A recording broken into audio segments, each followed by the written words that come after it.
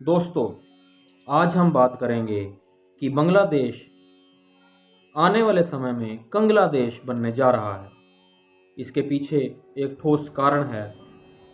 हाल ही में बांग्लादेश की interim government के हेड मोहम्मद यूनुस चाइना गए और वहां पर जाकर उन्होंने चाइना को इनवाइट किया कि चाइना बांग्लादेश में आकर प्रोडक्शन करे, सामान बनाए और वापस चाइना में जाकर बेचे या दुनिया के किसी भी कोने में बांग्लादेश से अपना सामान बनाकर एक्सपोर्ट करे और पैसे कमाए। इसके साथ साथ मोहम्मद यूनुस ने कहा कि चाइना को बांग्लादेश में इन्वेस्टमेंट करनी चाहिए और बांग्लादेश के साथ मिलकर डेवलपमेंट करनी चाहिए, क्योंकि भारत की 7 स्टेट्स हैं जो जिन बॉर्डर बांग्लादेश से लगते हैं या बांग्लादेश के आसपास स्थित हैं, वे लैंड लॉक्ड स्टेट्स हैं और उन्हें समुद्र का एक्सेस नहीं है। इसलिए अगर चाइना बांग्लादेश के साथ मिलकर डेवलपमेंट करे तो ये बांग्लादेश और चाइना के लिए काफ़ी अच्छा हो सकता है। जहां मोहम्मद यूनुस ने भारत के ऊपर निशाना साधा है, वहीं पर उन्होंने अपनी भारत के प्रति कट्टर मंशा को भी दर्शा दिया है।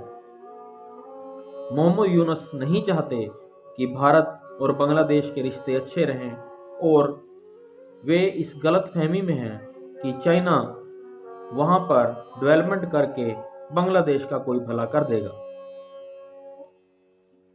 बांग्लादेश को शायद यह भ्रम है कि भारत का जो एक्सेस है वह सिर्फ चिकन नेक से है, लेकिन बांग्लादेश भूल गया है कि भारत का एक्सेस अपनी स्टेट्स के साथ समुद्र के रास्ते भी हो सकता है और अगर भारत चाहे तो चिकन नेक को भी बढ़ा सकता है। चिकन नेक का एरिया बढ़ाने में भारत को कोई बहुत ज़्यादा समय नहीं लगेगा और बांग्लादेश को बचाने कोई पहुंच भी नहीं पाएगा।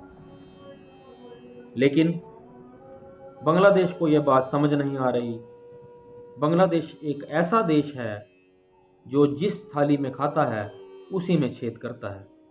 भारत ने आज तक बांग्लादेश की हजारों बार मदद की, उसको आर्थिक सहायता दी, उसको पाकिस्तान के चंगुल से छुड़ाया, लेकिन फिर भी बांग्लादेश के लोग और वहाँ की सरकार इस बात को समझने का नाम नहीं ले रहे और वे भारत के दुश्मनों को अपना दोस्त समझ बैठे हैं। लेकिन बांग्लादेश को आने वाले समय में पता लग जाएगा कि उसने जो ये चाइना को इनवाइट करने का फैसला लिया है यह सरासर गलत लिया है, क्योंकि चाइना एक ऐसा देश है वह जिस भी देश में डेवलपमेंट करता है उसके बाद धीरे धीरे वहाँ पर अपनी स्थापित करना शुरू कर देता है, चाहे वे अपनी फैक्ट्रीज को सिक्योरिटी देने के बहाने हो या किसी और कारण से, और धीरे धीरे उस देश की ही ज़मीन हड़पना शुरू कर देता है